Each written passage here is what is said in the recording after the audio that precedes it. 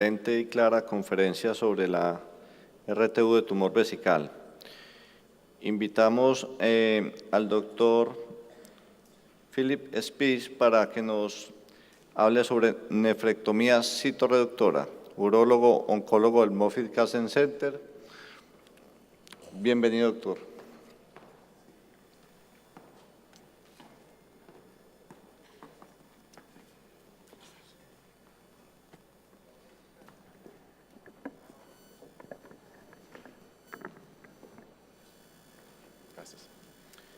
Thank you again for the invitation and for the opportunity to talk about really an important topic, which is citoreductive nephrectomy.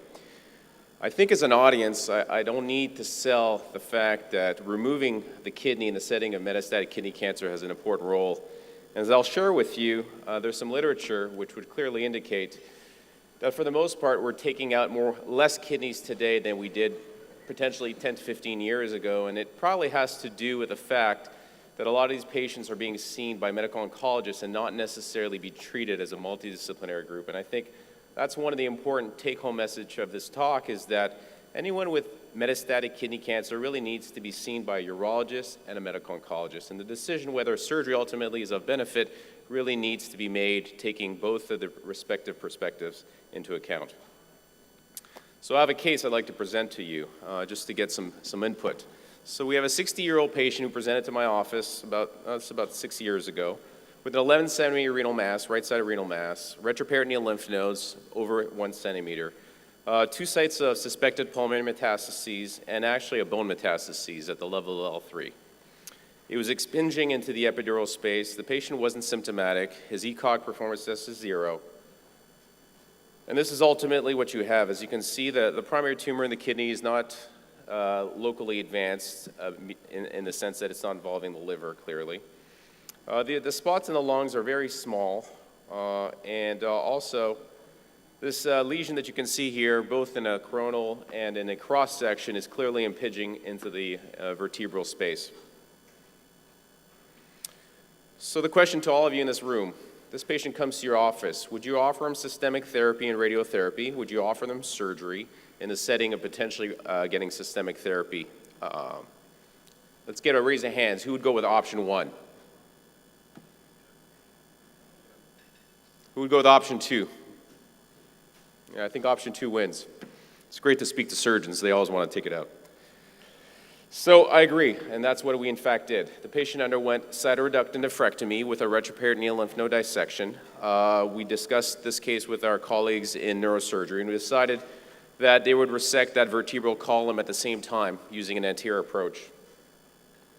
Pathology came back as a T3A renal cell carcinoma, clear cell type, Furman grade 3. Necrosis was seen in most of the specimen.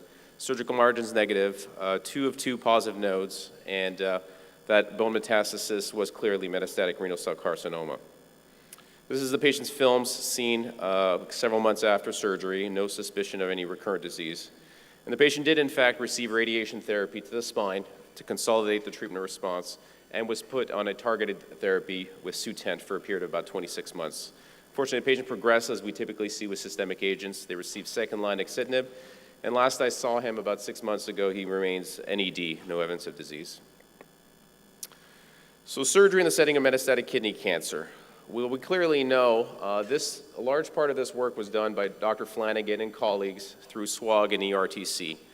Both those studies, which were major prospective studies, really showed the survival benefit of citoreductive nephrectomy. But the important point that these studies were different versus what we're seeing today is that was in the setting of immunotherapy. Although we're going back to immunotherapy with checkpoint inhibitors today, we clearly know that for the most part, these patients are getting targeted therapy. So does the survival benefit typically of about 5.5 to 6 months that was seen in SWOG and ERTC apply to our patient population? Well, let's look at that question specifically. So again, this is the SWOG and ERTC combined data, which shows, again, the benefit as shown in the superior curve here of citoreductive nephrectomy and targeted therapy. And if you look at the force plot here, again, it shows clearly the benefit of nephrectomy in a setting of interferon therapy. And Tony Schwery from Dana-Farber looked at this question. This is a retrospective study, but he decided to look at it at their institution of patients who had received cytoreductive nephrectomy in the setting of targeted therapy. Although this was a retrospective study, once again, the survival benefit of cytoreductive nephrectomy was about 10 months. So 6 months with immuno, 10 months roughly has been reported with targeted therapies, but again, retrospective type study. Multivariate analysis, the factors which predicted survival included patients who in fact had surgery up front. Patients who did poorly were patients typically with poor Mozart risk, and we'll talk a little bit about that. Patients who had a poor performance status. So again, if you look at the data that was shown here, there's no question that the red curve of cytoreductive nephrectomy is clearly superior. Denny Hang did a study looking at a similar question, but he really wanted to see the benefits of surgery and really tried to identify if we know what risk groups predict which patients are going to do worse. And they were able to really identify patients and ultimately show that cytoreductive nephrectomy had a benefit, again, of 10 to 11 months, and that's roughly what most of the studies would indicate. Again, the benefit is clearly seen. And if you look at it, you can help identify ultimately which patients should undergo surgery. If patients have adverse risk factors, probably those are patients you may not necessarily want to operate. So what patients do I operate on in my practice? Well, the good intermediate risk patients, typically yes. Patients with poor risk, really you have to ultimately decide the performance status and ultimately the burden of disease at other sites. Do you feel most of the cancer is in the kidney or is it in other sites? Is it in adverse places like, for example, we know brain metastases, liver metastases, those are clearly poor sites in terms of patients are likely going to progress. And ultimately, you have to determine if the patient is symptomatic, are they having pain from the primary tumor? That may be an indication to go ahead and operate on them. And also, you have to be comfortable, what are your expected outcomes operating on these patients? Do you feel you could do a laparoscopic or robotic potentially, surgery if you have to do a no dissection or other, and you feel your patient is going to recover fairly quickly from this operation? So I spoke to you about Mozart and Hang criteria. This is something I use in my practice. So when a patient comes in with metastatic kidney cancer, we look ultimately to determine if they're good, intermediate, and poor risk. I would tell you today the Hang criteria really apply more. The Hang criteria were developed with the benefits of surgery in the setting of targeted therapy, versus the Mozart criteria were developed in the setting of immunotherapy. So when people are doing studies, I think Hang criteria is what most people would use today. What are the Hang criteria? Time from diagnosis to treatment, performance status, low serum hemoglobin, high serum calcium, high serum neutrophil count, and high serum platelet count. Those are all predictors of how patients are ultimately going to do. And if you look at it, again, using Mozart or Hang criteria, you can stratify quite nicely how patients are ultimately going to do in terms of risk of progression. I wrote this editorial in the AUA News several years ago, but this is really the approach we've developed at Moffitt, which is this. Again, favorable intermediate risk patients are offered typically upfront cytoreductive nephrectomy. Poor risk patients, we look if we have a clinical trial. As you all know, the Argos trial was a trial that was done across North America and in Europe, and I know some parts of Latin America. Unfortunately, it was a negative study, but it was a study that was offered to patients with poor risk. And there's clearly interest in doing similar type studies using novel checkpoint inhibitors. This is, I think, one of the most concerning questions out there, and I think there's definitely been some sessions dedicated to this at the SUO, at the AUA. But the fact is we're seeing that patients are undergoing less and less cytoreductive nephrectomy. If you look at it using SEER data looked at from 2008, you see that there's a decline of about 30 to 40% less cytoreductive nephrectomies being done internationally and as well as nationally. On multivariate analysis, the decrease of cytoreductive nephrectomy was associated with several factors: stage, race, Hispanic, and the onset of targeted therapies. Again, to me, that sort of highlights the fact these patients are sometimes not ending up in your respective practices for you to assess them ultimately whether they need or should benefit from surgery. So again, that's a very concerning curve to me because you see at 2006 and onwards, that decline was very significant. This is a paper we wrote at several years ago with a colleague, but it really highlights the fact, if you look at the last curve on your right side, you see that even in clinical trials being the best quality data we have, most of the time nephrectomy is not typically done in all patients. And that's being done in sometimes studies as less as 60% of patients are undergoing cytoreductive nephrectomy. So that highlights the fact that even in the best of best settings, this is not being done. This is a paper that was published by the group from Mayo Clinic, and they looked ultimately at evaluating contemporary utilization of citoreductal nephrectomy. They looked at over 15,000 patients, and they showed that the median overall survival of patients who had citoreductal nephrectomy versus non-citoreductal nephrectomy, again, improvement of 17 months overall survival versus 7.7 months. Patients who are younger, patients who had insurance, patients who were treated at academic centers, these ultimately were patients who did better. And the survival benefit, again, from citoreductal nephrectomy was clearly seen. In this same study, you see that they looked at several factors, and you can clearly see that decrease in the incidence of citoreductal nephrectomy doesn't really apply to 1 year. It's really from 2006 and onwards that we see that sequential decline in the number of citoreductal nephrectomy not being done. And again, these are the survival curves.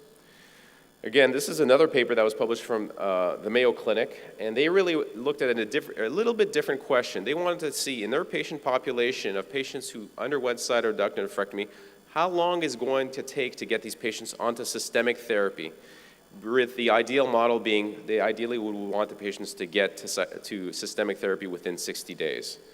So they found, disappointingly, only about 61% of patients did not receive a systemic therapy after citoreductal nephrectomy, despite being treated at a tertiary care referral center. So I think that may be also one of the questions is sometimes patients and medical oncologists are tainted by that.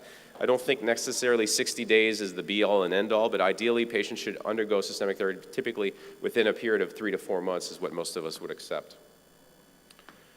How about multivariate analysis predictors of patients, how they do? Minimally invasive surgery is associated with an early recovery. I think the studies are very clear on that, and clearly when you can do a minimally invasive approach, I think it should be the gold standard. And factors that predict how patients are going to do are whether they undergo transfusions, whether they develop complications, the presence of node-positive disease, as well as an adverse prognosticator. So what are surgical rates declining? I really think right now, particularly with the checkpoint inhibitors, which are the big buzz, as you all know, in systemic therapy, I think we as surgeons, we as a surgical community, need to have multidisciplinary clinics, and we have done so at our institution, and I know a lot of you have done that, but it's important that we take control of this disease because ultimately we are the drivers of how patients should be treated. The checkpoint inhibitors are a very interesting set of drugs. I definitely think they are clearly changing the treatment paradigm. I think also a lot of the work that's been done with the Human Genome Atlas, as you all know, is helping us personalize the treatment approach to kidney cancer. So I'm very excited to see where the field is going in the coming years. I think this is really what the type of data we get when we treat patients or with personalized approaches, which is it's a highly complex type of grid we get where we know the various genetic mutations that patients have in a given tumor type. We need to simplify that a little bit. Really, the data needs to sort of be brought together into identifying actionable targets, ultimately which agents should be used, either alone or in combination up front in these patients with metastatic kidney cancer. But I think the role of surgery is clearly going to remain, and it needs to remain, because clearly we know, particularly if a patient has the bulk of disease in the primary, it makes a whole lot of sense. We see it in prostate cancer literature, we see it in the kidney cancer literature, and many other disease types, as you all know, like breast cancer. On that note, I clearly think that citoreductal nephrectomy has a role in metastatic and locally advanced kidney cancer. I think risk categorization, appreciation of patient-physician characteristics are important to take into place. And the role of this disease is really in the multidisciplinary world, where us as surgeons are the drivers of this. On that note, I thank you very much for the opportunity to speak to you today. Thank you.